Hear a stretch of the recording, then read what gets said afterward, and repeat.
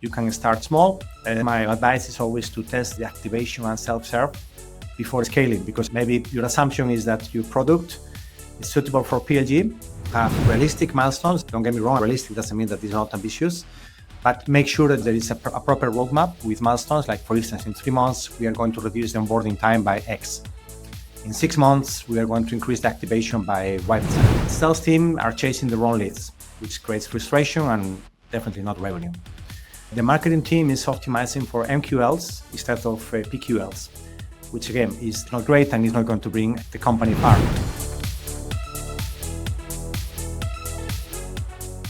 Today we're going to talk about product-led growth, also known as PLG, and more specifically how to organize alignment around it, set expectations, and how to implement successfully from day one for your SaaS.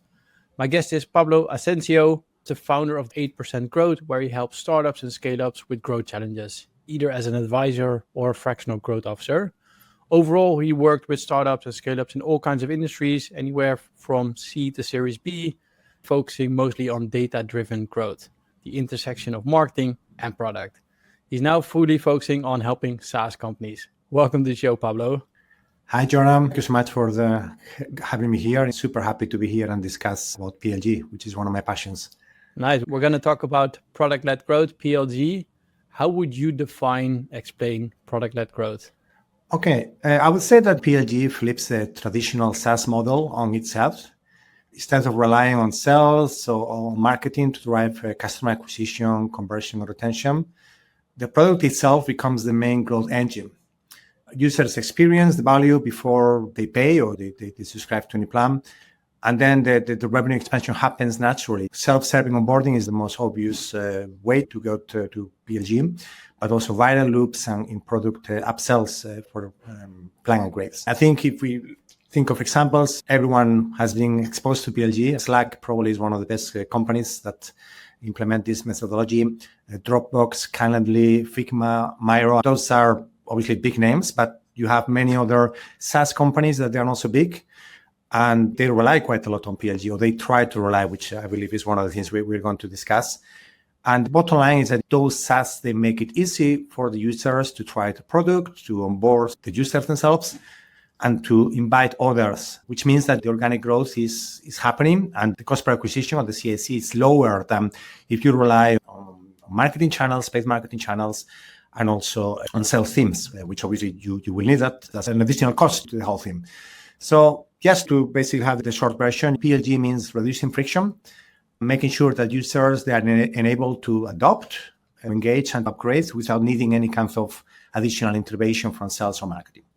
So really do more with less people. That's correct. It's not just thinking of the sales teams, which they also play a role here, but also thinking that many spend tons of money in marketing channels. Obviously, there's a lot of competition out there. But if your product is optimizing for onboarding and activation, you go a long way. Yeah. You're a big fan of PLG, right? When should people consider going for a PLG motion? And maybe more importantly, when shouldn't they consider going for a PLG motion? Yeah, I love this question because sometimes SaaS companies, they come to me because, as you say, I love PLG. I have a conversation with them and I tell them, look, this is not really for you because X reasons. That's the thing, PLG is not for everyone. I would definitely advise to consider and to champion PLG. If they have a product that has a clear time to value, the famous aha moment, so it's a product that users can experience the benefit very quickly. Also, that SaaS has ideal users that they prefer self-serve onboarding rather than a long sales cycle. Let's face it, no one likes to be on a sales call with someone who is looking to deliver on the targets. The third key element for going for PLG is very important. It's actually another of my passions, pricing. So if your product basically scale the pricing gradually, you have a freemium model, you can have a pay-per-use, you can have pricing based on usage, then it's really likely that your product will be a good fit for PLG. And now, as you say, more importantly, when to avoid PLG. Okay, there are products that are very complex and they require a lot of customization or they really require someone to help with onboarding. Obviously, those are not good for PLG, where self-serve is a very important bit. Some companies have customers that are enterprise buyers and have a very complex process for procurement. You see a lot of red tape, a lot of stakeholders. Again, that's not great for PLG. And the last of those three kinds of red flags for PLG is if you have a company that the sales cycle relies on deep relationships, consulting or large contracts. Again, I think, for instance, government products that aim for the government and so on, that's not a good fit for PLG. PLG mostly works best with SaaS. The users can activate themselves quickly and they can expand naturally. So try different parts of the product and see the value, and they don't need any kind of external support. Yeah, makes sense. And I talked to a lot of founders as well, and many want to try PLG even though they're not the best fit. And this is a great way to explain it to people when it is a fit. I would say it's like with everything else. When you see a hype about certain term, everyone wants to jump on the bandwagon. But again, it's not for everyone. And I'm always very honest and very open to when I meet them. I tell them what sometimes is the hard truth. Nice. So let's say the listener is now confident that they should be going for PLG. They have clear time to value, users prefer self-serve onboarding and pricing skills with usage, maybe even freemium model, as you mentioned. Why is organizational alignment around PLG so important? That's a great question. PLG is not just a decision about your product. It's a strategy that affects the whole company.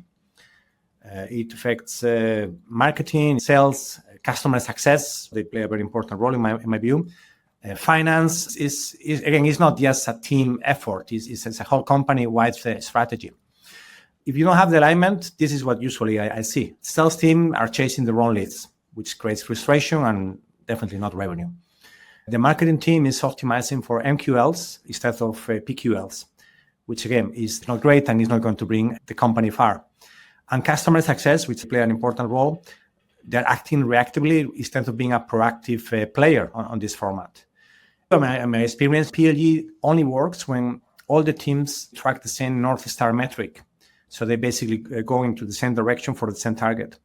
And when all those teams align around user activation and retention, that's the only way that your PLG can be successful. The North Star metric has to align across all the different departments. That's correct. I think one of the big examples that everyone will know, because probably most of them are using that, is Slack. I mentioned that before. I think I read somewhere ages ago that the count of the North Star metric they got when they start looking into PLG was getting a team sending 2,000 messages. So again, that's not really for the product team to do. If it's a sales team involved, they have to make sure that they understand they will get value when they send 2,000 messages. Similar for customer support to make sure that they help directly or not so directly those clients to get to those 2,000 messages. But yeah, that's really important. Yeah, and maybe for people who are a bit unfamiliar with the North Star metric, like it's tied to the value people can get out of your product, right? So as you mentioned, if you're attracting the wrong companies with marketing or maybe selling them even wrongly with sales, they won't get to the North Star metric because they probably won't know how to use your tool or how to get value out of it. Absolutely, spot on. How do we actually align stakeholders around PLG? Yeah, I would probably maybe go for a kind of 4-step frame. I think the first one we just covered is define that kind of North Star metric or main KPI if maybe companies they don't feel comfortable with that definition. Make sure everyone is working towards the same direction.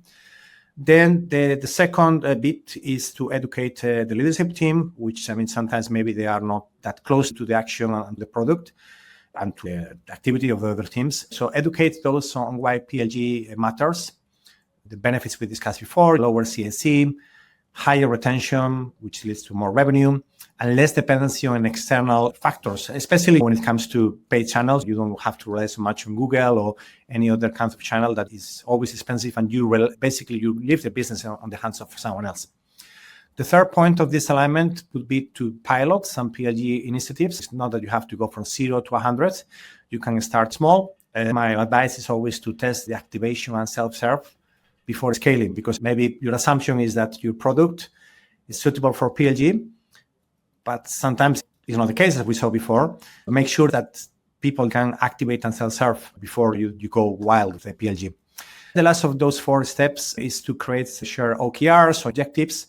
So product, marketing, sales, and customer success, they work towards the same goals. We talk about the North Star. There are other kind of metrics that also matter. Again, if I have to put an example that everyone will know, probably HubSpot is a great example of company that actually shift from sales to PLG, even though, of course, they have an important part for sales. Back in the day, they aligned their teams around free signups converting into paid users.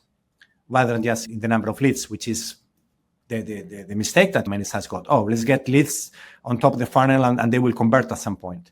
No, of course, if they don't, it's better to have maybe less leads, but much better conversion if you want to grow your business and be successful. Yeah. And I think you also mentioned in between lines, PLG probably helps you to reduce ad spend, like to run less ads. Is that always a PLG is equal to a viral loop, right? Like you mentioned it at the beginning. Like maybe first explain what is a viral loop and how can people leverage a viral loop when they do go for PLG? Yeah, no, absolutely. Viral loop is when basically your happy customers, they help you get other customers through referrals. Sometimes the referral is incentivized, others not. But in many cases, we will go through that not only with SaaS, but with other products. When we are happy with the product and we know that one of our friends or peers, they can get use of that, we get them there. In terms of how to get there, that wouldn't be actually my first step when it comes to implementing PLG. I think the first step should be nailing that activation. But of course, the benefit of viral loops is that the cost of acquisition is very low, even if you give some kind of referral incentive. And yes, you rely on not getting lots of money, paid channels to get your customers. Also, it's important in SaaS products where there is a team effort of Slack, Miro for Netherlands, or Figma, where basically you got an inside user in a company, they see the value and they see the value of their team collaborating in that platform. And that's another kind of viral loop, which is obviously internal, not getting external customers. Yeah. Yeah. And I think the second one is a bit harder for people to do because not everybody has a viral loop, but especially the first one by having users recommend you to others is something everybody can do. And not to make it a sales pitch, but Reddit does build an in-app referral program where basically it's a freemium model. You can set up your in-app referral program for free and you would only start paying when people start referring you. So to your point, the cost of acquisition is very low. You can keep it even low by using a third-party platform to kick in this viral loop for your SaaS. Absolutely. There is another factor which is very important, which is psychology. I always love psychology when it comes to user experience and grow. If you get that referral from a friend or from a peer or colleague in terms of, oh, this product is going to help you, you get much more trust that if basically you see an ad on when you do a search in Google or so on. So obviously that's also an additional benefit of the viral loops. Yeah. When should people think about triggering it? When you sign up to a new tool, you're probably not going to refer it to your friend, right? You already mentioned the wow factor or time to value. Are there certain moments that if they come to that wow moment, they're more likely to start referring you? Yeah, absolutely. And I think on that data is also very important to understand the pattern of those happy users.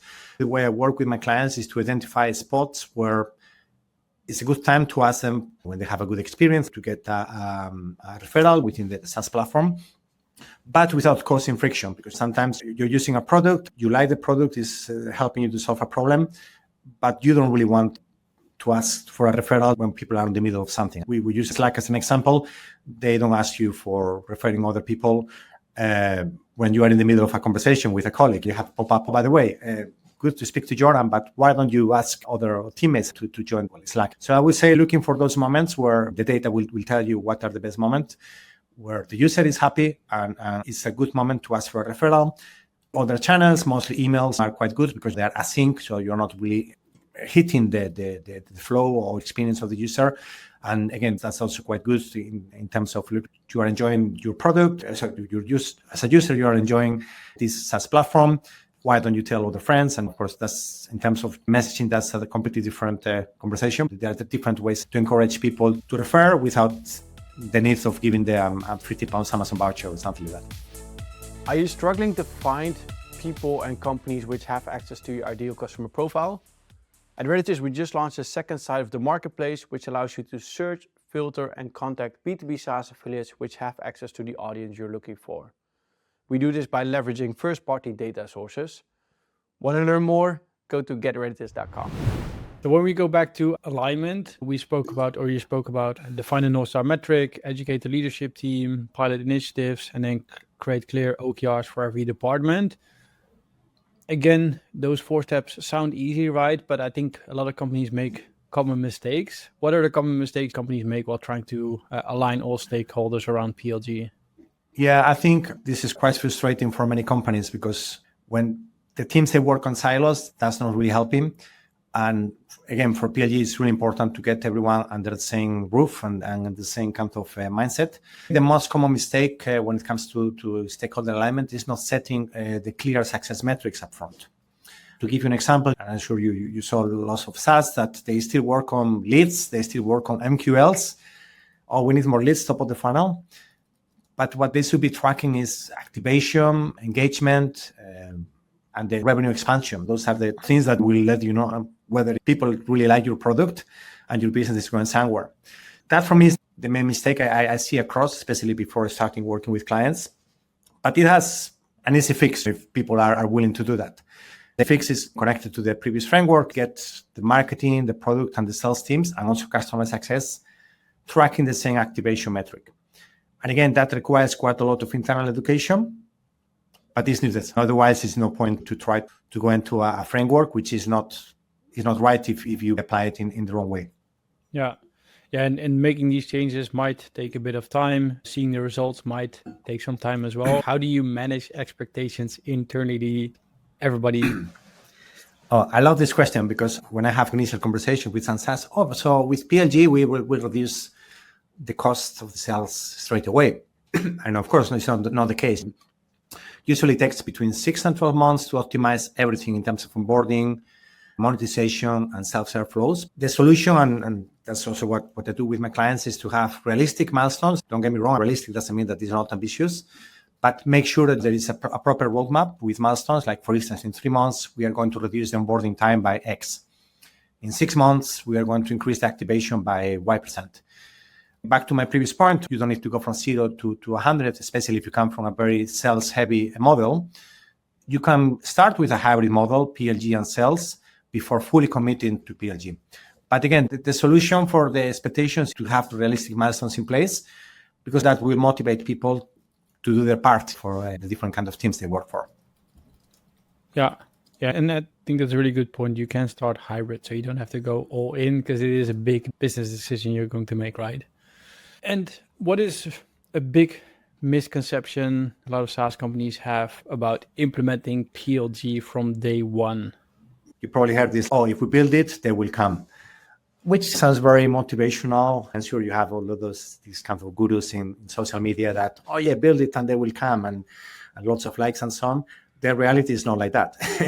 and so back to the PLG framework, is people that think, we have a self-serve platform, that's enough. We are a PLG proven company. That's not true. It's not just self-serve. You really have to have an onboarding which is deliberate, and you have to build the kind of habits and get strategies about that, and also about retention.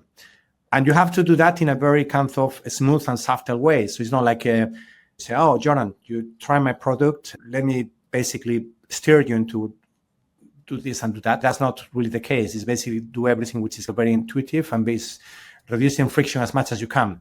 So if we build it, they will come. Doesn't really work for PLG. Yeah, and nowadays you have all these examples of all these AI tools which grew from 0 to 5 million ARR in a couple of months or something like that. Those are outliers, right? We see them all the time on LinkedIn, but there's so many SaaS out there which isn't the case. So indeed, like, build and people will come is not the reality for 99.9% of the SaaS companies. Yeah, correct. So let's then talk about how to actually implement PLG successfully. So if a SaaS founder now thinks, okay, I still want to go for it, are there any specific processes, tools, frameworks you would recommend that is going to help them to set it up successfully? Sure. In terms of tools, definitive data is really important to understand what's going on. And I want to think that most of the SaaS that they look into the PLG model, they are covered on this point. Tools like Amplitude and Mixpanel, they are quite popular, obviously, and they really do the trick. You don't need more than that. And you can track activation and engagement. In terms of framework, I would go, I think the mode framework, mode being monetization, onboarding, activation, time to value, is probably the most relevant for people that they want to adopt PLG. I also like, Wes Bush, which is someone who is also, when it comes to PLG, one of the biggest experts you can find out there. He has the bowling alley framework, which basically focuses on one activation step at a time. I think that's also a good framework, and you can obviously combine both. In terms of maybe how to implement the PLG and thinking of steps, probably I can think of, again, a simple framework with 5 steps. So the first one is to find your activation metric, understand what kind of action predicts the long-term retention. Now we are talking through a video platform. It's not Zoom. If it was Zoom, for instance, which everyone knows, the activation metric for Zoom is the first meeting host. That's basically how they started the PLG process. The second step on this implementing framework would be to reduce the time to value, to this famous aha moment, and try to make sure that users that reach the milestone within minutes. And also it's quite ambitious, but again, that puts apart the kind of companies that they can be suitable for PLG from those that they need other kind of framework. Then the third point would be maybe to have a self-serve onboarding flow. So you can minimize the friction by working a lot on the UI and the UX, but also at some point you can get support with some kind of interactive guides. Okay, that's a big conversation to have now. The fourth point, which unfortunately many companies, they don't get to this point, is to introduce monetization that you can convert users at the right moment. Could be based on usage. I think that's the best way to do it. But make sure that at some point users, they say, oh, I need more of this product, and now I have to pay. So I'm ready to get my credit card behind this SaaS platform.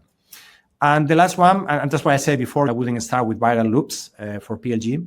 Once the other 4 points are kind of nailed, then is when you can optimize for revenue expansion and virality. So you can encourage upgrades, you can encourage referrals, and so on. And again, if I have to think of an example that everyone that is watching this will understand, Calendly, which I love, I'm a big fan. The free plan is really, really good, and I use it for some time. Get you hook. Soon you get this kind of upgrade triggers like team scheduling, integrations, like obviously more than one calendar. And those are the ones that drive revenue. But in the end, like you use Calendly, you probably booked a lot of meetings, so it's already embedded in your processes. You don't want to change it. So at one point you think, hey, I actually want to get access to these features. Then I decide to enter my credit card and pay for the tool. Yeah, absolutely. But that's because you get the value out of it. Because if I want to stop using Calendly today, I can use many other tools, and some of them are for free. But as you say, the value I get from the tool, the cost that it has for my business, is worth enough for me to go into a subscription mode. When we talk about like implementing PLG, where do most companies struggle? And then maybe more from an organizational standpoint. Okay, I would say that we talk about alignment, especially failing to align sales. That's one of the biggest struggles for many companies. And sales teams, traditionally, the tradition is that many sales teams, they resist PLG because they think that it will replace them, which is not the case. So I think from the organizational point of view, that's maybe the main struggle. I think as well, again, back to the alignment, the expectations are something that sometimes it hits the success of PLG. And again, that is due to a lack of alignment with the C-level suit, with the executive team. And I think whoever is basically leading on this front have to be very open and frank in terms of what PLG is and have a realistic kind of a roadmap to get that. That's from the organizational point of view, but also from the kind of more practical point of view, I would say that when it comes to implement that PLG, like not optimizing the onboarding is the number one kind of mistake of companies. I mean, we talk about business when it comes to the proper implementation. If users, they don't reach the aha moment fast enough, they leave and people think, oh no, but we are doing everything we can. But no, they have to go back to mixed panel, amplitude, check the data, check also the user sessions and understand why that's not happening. And the other big thing that I see that makes some SaaS platforms struggle with PLG is the lack of a strategy for monetization. It's like they get a lot of free users. They say, hey, we got 500 users, so good. But okay, how many of them are paying? Many of them, they would be actually happy to pay for the platform. There is no clear upgrade path. I think that's very important. I think the ultimate objective of PLG is to make a SaaS company profitable and successful. And again, we talked about a few examples before that they are successful because they really understood that kind of framework, and they understood that they need an upgrade path to make sure that people that they are happy with the product, they put the credit card behind the wall. So as I say, to fix all these kinds of struggles is two things from the organizational point of view is make sure that everyone is aligned and no one feels that PLG is to replace them. A bit like you mentioned AI. Oh, AI is going to take my job or whatever. So PLG is not going to take your job. And I don't think AI is going to take your job, but that's not for me. And from the kind of the operational point of view, you should treat PLG as a revenue engine and not as a lead generation tool or as a kind of marketing tool, as unfortunately some companies think that PLG is. I think that's a really good point. Like treat it as a revenue engine. And like one thing you mentioned, when you go to PLG right at the beginning, you have a lot of users, get people and not do monetization quick enough. I think that's probably also a mistake, because then you can't really identify who is your ideal customer profile, right? Because in the end, that has to be somebody who's going to pay you. And as you mentioned, you want to become profitable, you want to earn money. So by not doing it quick enough, you won't even know if somebody is actually the right user for you or not. 100%. And I think again, that goes to this kind of paradox. Like many companies, they have this kind of agency, we need to get as many leads as possible. We'll convert them at some point, but let's get many leads as soon as possible. And obviously that's not really helping if it's the wrong kind of leads. And back to the point we mentioned before is if you're still focusing on the top of the funnel in terms of leads and so on, and again, PLG is not the right framework for your SaaS. Yeah. You mentioned a little bit, you also have a lot of best practices with companies. You mentioned Calendly already, you mentioned HubSpot. Any other kind of best practices you can share, and maybe even more regarding like the cross-functional collaboration and, for example, also managing expectations between departments? Sure. I think, again, that's a crucial point to make sure PLG works. I would say that it's very important to have a check in terms of the cross-functional PLG kind of activities. Again, nothing fancy about that, but I think a weekly kind of check-in, and it can be not really a meeting, but it could be a sync if the company has that kind of culture and is good on that. So get the growth, the product, the marketing, sales, customer support, and the same kind of roof again, and make sure that everyone knows what happened last week, how are we tracking against the roadmap and the objectives, what is expected to happen this week, and also what kinds of obstacles we have on the way. So that's my first tip when it comes to best practice. Then the second, even though I'm banging a lot in this RAM, share OKRs, like key metrics around activation, retention, and expansion. Again, those OKRs, they have an owner, each one of those, but it's not just the owner work to deliver on those, it's all the other teams involved. They have their bit to make sure that the company is growing on those metrics. And then another one that maybe sounds small, but for me makes the difference in some of the clients I work with, have self-serve dashboards. And again, compared to 5-6 years ago, you have many tools. So all the teams, they see the same usage data.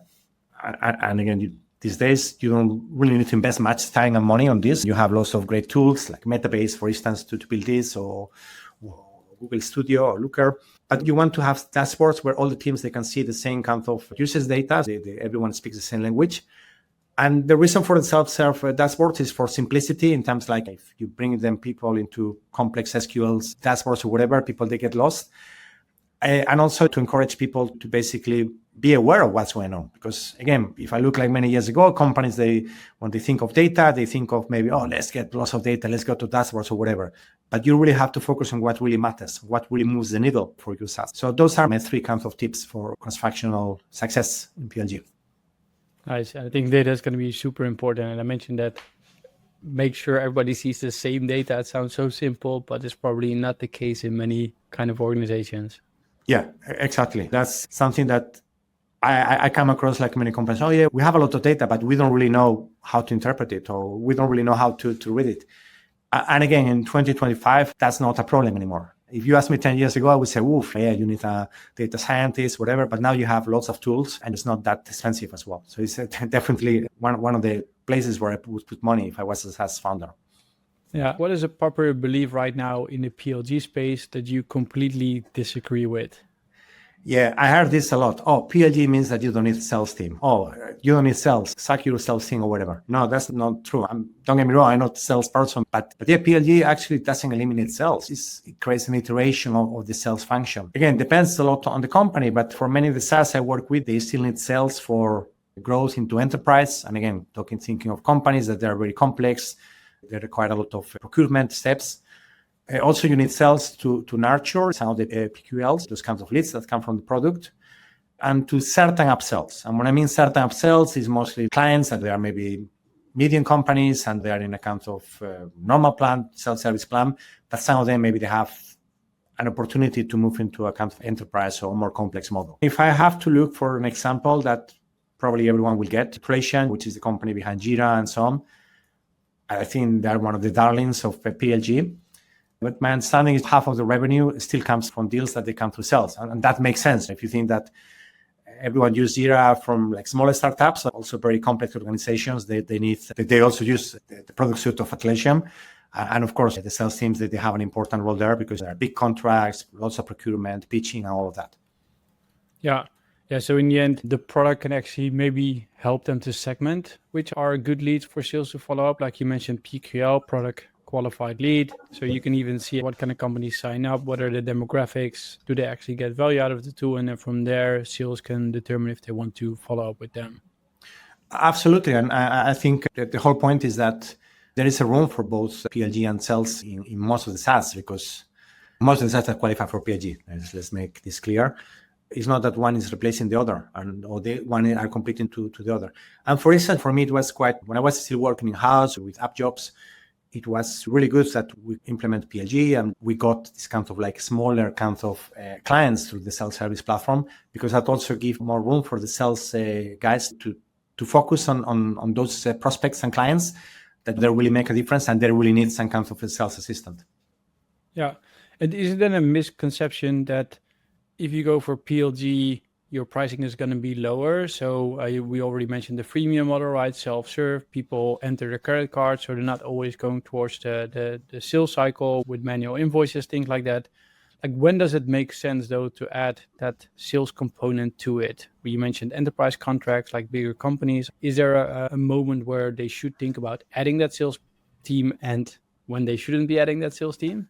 Yeah, no, absolutely. I think the right moment is when also thinking when you see the customer profiles you got and you see that, again, they are part of big companies, and when you see the kinds of usage that they have. I remember one client, they actually work on the education space, and they got a lot of usage from one company that we thought it was a small company, but digging into that, we saw that it was not only that person using the platform, it was other parts of the team, and actually they would much benefit from a plan that was more comprehensive and it basically covered the different kinds of roles that within that education entity that was using it.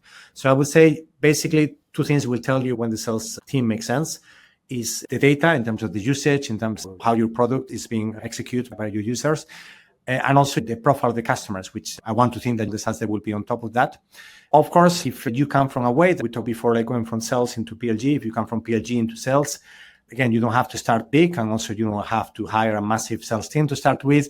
You don't even need a full-time person. These days, you can get like other fractional people like myself on the sales space, or you can get like outsource platforms for that. But then is when it really makes sense to say, hey, actually, I think there is an opportunity to jump on my revenue by getting a few big clients. But for that, I need a sales support. Basically, the data tells me and the usage that I'm not really covering that kind of segment very well. So I need to get that kind of support and get a strategy around that and test that.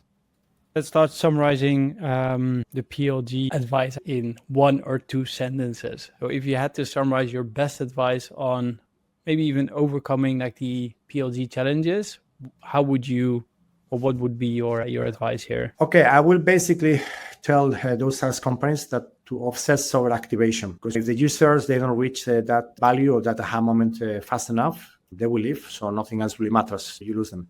So obsess over activation. That's my advice. Love it.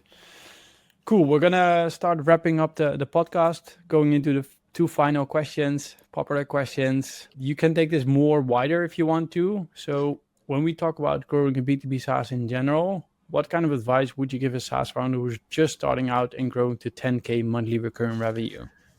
Yeah, I can split it in two maybe. Nail that onboarding flow. So make sure that the onboarding flow is spotless, that the early adopters, they reach the value fast. Also make sure that with your kind of initial customers, you identify those that they can be your kind of allies. When I mean allies, I don't mean all people that they will promote your company for free or whatever, but people that you can go in a regular manner to collect feedback and to understand if you want to iterate things or getting more insights of the value of the product. You can basically go to them in different formats, which could be like qualitative or quantitative, ideally qualitative in this case with interviews. So nail your onboarding flow is the first the first part of my advice. And then one that maybe sounds a bit controversial, get 10 happy customers before you get 1,000 customers that they are average and they just sign up, but they don't really know what to do with the product. So focus on the conversion rates, not just on the sign-ups. So if you get 10 happy customers, the next 100 happy customers will follow, the next 1,000, and so on. Yeah, and just to be super clear, with happy customers, you mean people who actually enter the credit card at the end of the funnel and started paying, right? Correct. You understand my definition of happiness. Good. Indeed, don't go for all these signups and not converting and then say you're doing really well. You have all these users, but nobody is actually paying. Aim for that, getting the 10 happy customers in. Yeah. Cool. So let's say we passed 10K MRR. What kind of advice would you give a SaaS founder who's now on their way to 10 million ARR? So a huge step. You can chop it up. You can do however you like. Yeah. I would say there are a few components here, and luckily it's a bigger company, so they will have the resources to do this. But I would say that optimize for that kind of expansion revenue in terms of, we talk about viral loops, upgrades, nudges, and so on. That requires, you have different ways to get there. But make sure that whatever you are building is helping you to drive that ARR over the 10 million at some point. Then again, talking about optimization, the onboarding is never a finishing work. So you can still optimize that. And to keep an eye on your net revenue retention, because if it's over 100%, that means that the growth is compounding and you are in the good place. Also, we talk about PLG loops, but also there is also a PLG sales connection that I would definitely advise these companies, and make sure that you convert those high intent for users into bigger deals. And we talk about that in terms of understanding the data and the profile of your customers to see, okay, some of those users that maybe they are using the platform, they have a level of usage that is not just for a paid plan, is potentially for a kind of enterprise or more kind of complex plan. I think we talk about HubSpot as a good example. In this case, you might remember in the early years, they had this kind of content-driven model, which now is under fire with all the AI and so on. But then they moved into a freemium-led PLG model, and that was very successful for them. But they also have this kind of sales assistant for the bigger clients. Nice. So again, PLG is not going to replace sales here. Nice. Let me try to summarize. When you are going for PLG, product becomes a growth engine. So reduce friction to the users on trying, paying, and upgrading to your product. When you should be going for PLG, you have clear time to value, user prefer self-serve onboarding, pricing, which scales with usage. When you shouldn't be going for PLG, you have a complex product, enterprise buyers, large contracts, long sales cycles. It probably won't work for you. If you do fit the PLG motion, it is going to affect the entire company. If you want to implement it, define your North Star metric. It has to be aligned within the different departments. Educate your leadership team, pilot initiatives, test your assumptions, create clear OKRs for every department coming from the North Star metric. Mistakes people make here, not tracking the right metrics, expecting quick results. So build it and people will come. This is definitely not the reality. PLG will not replace the sales team. Big deals teams still need sales involvement. And a big mistake is lack of strategy for monetization. When we talk about best practices, create a timeline with realistic milestones. You can start hybrid. Look at the frameworks, Mode framework or the framework from West Bush, Bowling Alley framework. Ideally, minimize friction. So have self-serve sign up. And again, go for that easy way for people to upgrade to your product. Leverage data, obsess over activation. Make sure everybody sees the same data. And treat PLG overall as a revenue engine. So leverage the data everywhere you can. For 10K MR, nail the onboarding flow. Users should reach value fast. Find users who can give feedback a lot and get 10 happy customers, which are paying. 10 million ARR, keep optimizing onboarding, track NRR, create a PLG sales motion. So make sure that you feed the actual sales team from it. Yeah, you basically summarized it very well. Great skills for that. No AI is being used here. If we want to get in contact with you, Pablo, how can they do? Yeah, I'm active in LinkedIn. You just find Pablo Asensio, and I'm the one in London, in the UK. Also, my website is 8percentgrowth.com. So 8% growth. And you can also see in the website what's the reason why the business is called that way. So those are probably the two best ways to be in touch with me. And also, I like to share a lot of insights on LinkedIn. So I'm happy as well to get connections, and if people have any question, happy to discuss it. I'm quite passionate about this topic. Nice. We're definitely going to add a link to your LinkedIn profile. So again, Pablo Asensio. People can go to 8percentgrowth.com And we'll link to the frameworks of Weshpush and Mode in the description as well. For people listening, if you're listening on Spotify, please leave us a review and answer the poll. Always happy to think what you thought of this episode. And Pablo, again, thanks for coming on. No problem. Can I just have one thing, just to maybe summarize the conversation even in less time that you did, which you did very well? Yeah, sure. I would say that growth comes from users experiencing the value of the product. So the growth doesn't come from marketing or sales. It's basically from those users being happy and seeing the value. So I just wanted to reiterate that. Love it. You have to build a product people actually can get value from, and then from there you can grow it to wherever you want. Excellent. But yeah, thank you so much, Joran. It was a pleasure speaking with you about one of my passions. Yeah. Likewise. Forward to catch up soon. Cheers. Thanks, Pablo. Cheers. Thank you for watching this show of the Grow Your B2B SaaS podcast. You made it till the end, so I think we can assume you liked this content. If you did, give us a thumbs up, subscribe to the channel. If you like this content, feel free to reach out if you want to sponsor the show, if you have a specific guest in mind, if you have a specific topic you want us to cover, reach out to me on LinkedIn. More than happy to take a look at it. If you want to know more about Reditus, feel free to reach out as well. But for now, have a great day and good luck growing your B2B SaaS.